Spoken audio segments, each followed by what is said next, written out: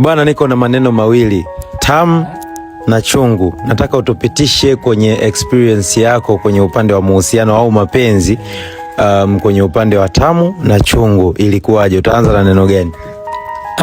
Tamu ni tamu kaka. Lazima anze na tamu. Ukianza na chungu wewe umechanganyikiwa. Tuanze na tamu.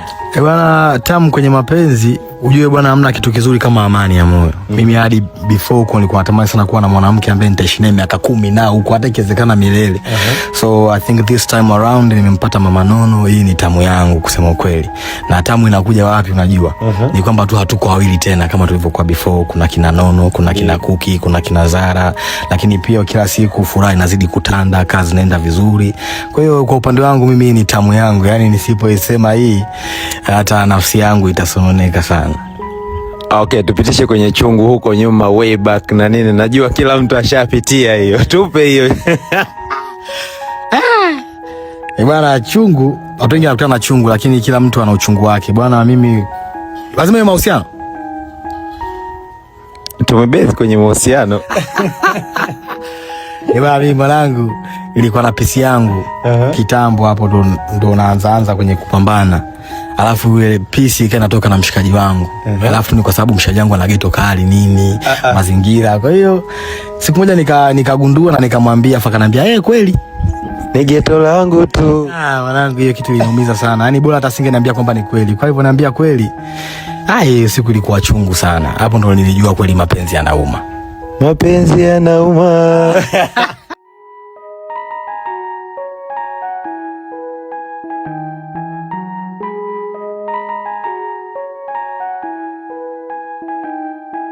Ndio. Mimi nataka utupitishe kwenye experience ya tamu na chungu kwenye upande wa mahusiano. Nipe mkasa wa tamu na chungu ambao umewahi kuupitia ukasema kabisa hii ilikuwa tamu sana, hii ilikuwa chungu sana. Mimi nina ushuhuda sana. Nikianza kwenye chungu. Mimi kipindi napata mtoto wangu wa kwanza ambaye ni Steve. Nilikuwa kwenye mahusiano ambayo ilikuwa very strong relationship. Na kwa sababu nataka nikuadisia uchungu. Uchungu ulikuja pale ambapo iligundulika kama Barnaba ameachwa. Na kwa nini ilikuwa imeenda spirit out kama ameachwa? Sio ameachwa. Lakini mimi baada ya kupishana na watu wangu, watu wangu walikuwa ni mtu wa kwanza kumove on na kumwanika mpenzi wake. Yani kwamba baada ya mahusiano kuachana, caption ya mpenzi wangu au mama wangu ilikuwa ni kwamba nina furaha sana siku fulani nilionao sasa sikuwahi kuipata ndani ya miaka 5. Imagine where I me nilikuwa wapi?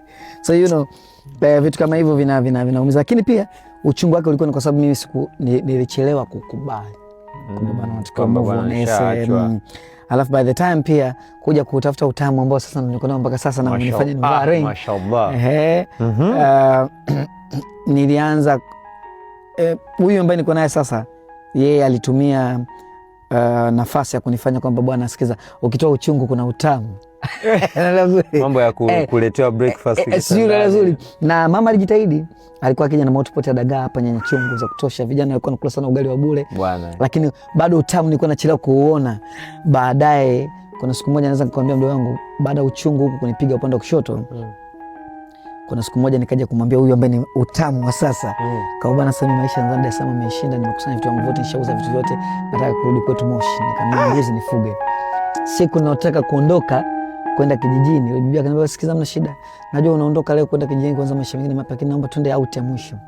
Ya mwisho hiyo. Out ya mwisho. Ya out ya mwisho nilokwenda hiyo. Nikaenda na bibi tukapiga zetu vinywaji na nini, tukajikuta tumezima, nikachelewa basi aitia kwenda Mungu. Kwa utamu ulianzaga hapo mashamba leo. Abarikiwe sana shemeji. Kwa hiyo kwenye utamu ambao niliukwepa kwanza kwenye maisha ya bushi, ndio niko nao mpaka sasa, na umesababisha sasa hivi nimeoa na mke wangu ambaye amekuwa amenifanya experience utamu ambao sasa hivi niko kwenye ndoa. Kijana machachali, handsome boy mwenye pesa nyingi na yuko ndani ya ndoa. Hongera sana kaka. Nashukuru sana. Unanishawishi na mimi sasa nianze kuja kwenye ndoa. Nataka uje. Basi sawa. Na katika sifa 3 za utajiri, moja hapo nilikuwa na mpenzi huyu, mmoja hapo umesema huna kabisa. Begeti yuko single. Nani kakwambia? Yetu yuko single. Moja vitu ambavyo vinaweza karibu mfumo wa kufanya kazi kwenye ubongo ni lile jambo. Yuko single lakini anatoka kutarakiana na mpenzi wake. Nasikia kamlipa bilioni 8.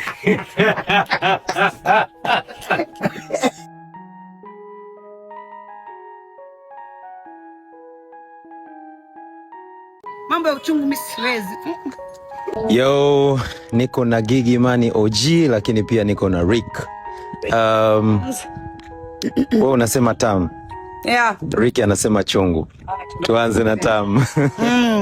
Mimi nasema tamu kwa sababu jamani, yani ilivyo tu ilivyokakaa neno lenyewe alina yu mwisho. Yani tamu. Unabaki tu tamu. Au wewe unacheka ninakuchekesha? Aya, tamu. Unajua hata wewe hujui kama tamu. Yeah, kitu gani kitamu zaidi unakikumbuka? Kwenye mapenzi. Kwenye mapenzi? Wewe tachapa hiyo. Basi wakubwa mmeshaelewa. Haya, Ricky, tuambie kuhusu upande wako wa chungu.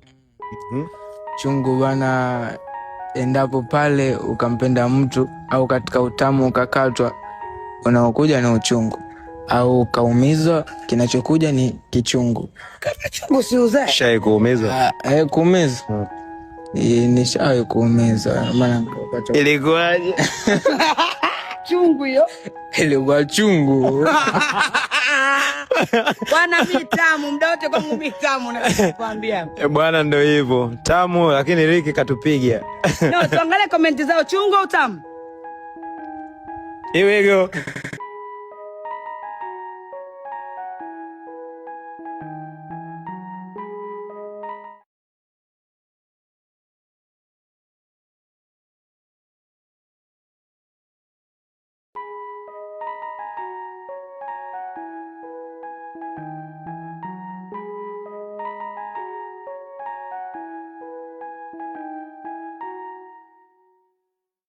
Bwana Kano, mimi nataka utupitishe kwenye tamu na chungu, experience yako upande wa tamu na chungu. Utaanza na neno gani?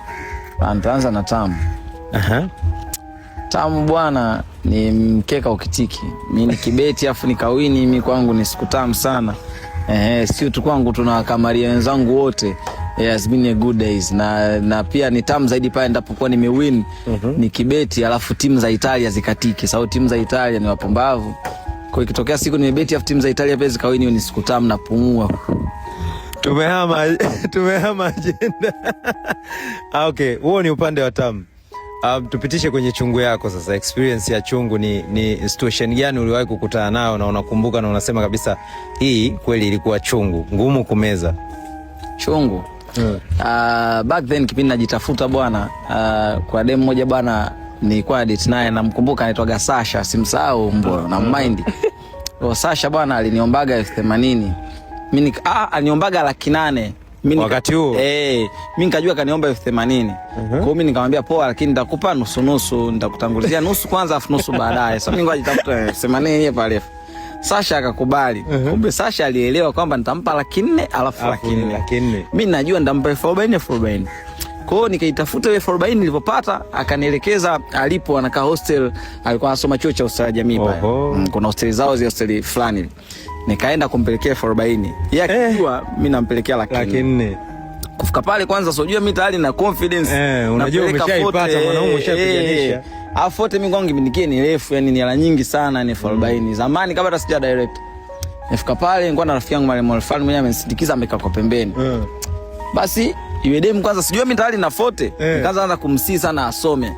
Unajua maisha alivyo, demu akawa ananisikiliza, yeye nitasoma. Kwa hiyo akawa ananisikiliza na yuko humble, akiamini kwamba baada ya conversation na ukota 400,000. Kwa hiyo akawa yuko humble. Sio nakupa hela unaenda kusuka manywele unaweka makucha. Hizi hasi napata kwa tabu sana. Tunazitafuta tunaumia kupata hizi hela, wewe hujui sinazipataje, sio uzichezee. Yeye akijua 400,000, mimi nikijua 40,000. Baada ya conversation haikuwa mtiifu sana kukubali, kile ninachomwambia anakubali ndio msaji. Nilipotoa ile 40,000 kumkabidhi, akaambia mbona bado?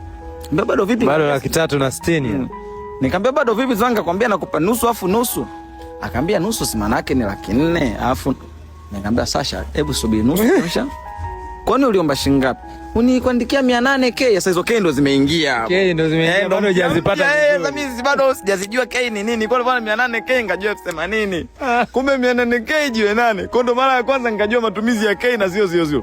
Akaniambia nimemaanisha na kuomba 800,000. Nikamwambia Sasha, niyo tu muwazi. 800,000 ni hela ambayo siwezi kuwa nayo leo. Ingelikuwa nayo Sasha nisingeweza kukupa. Yaani mimi niko radhi tuachane, yaani mapenzi yetu yafe kwa ajili umeniomba 800,000.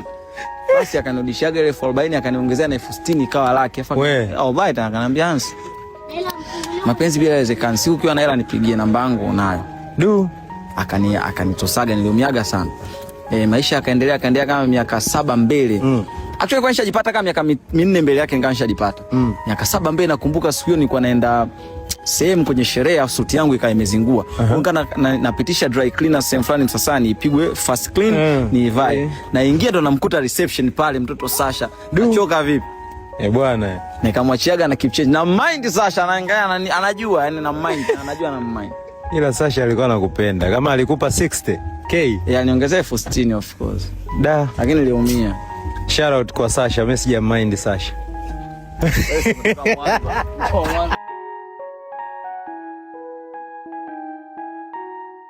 Sawa. Nataka utuambie kitu gani ambacho ushai kukutana nacho kwenye mapenzi, mahusiano, ambacho ni kitamu na kichungu pia. Kitamu na kichungu, yani tamu na chungu. Pagumu hapo afu pazuri. Unachikaga tu. Mimi hapa kwa experience yangu ndogo. Mimi na experience mimi. Sikia. Kitu kitamu na kichungu kwangu mimi hapa. Avoa. Au jamani ni mtazamo wangu. Kitu kitamu. Wewe ushawahi kupiga punyeto? Choi? Akumbe wewe mwanachama. Mimi naamini sawa kubwa.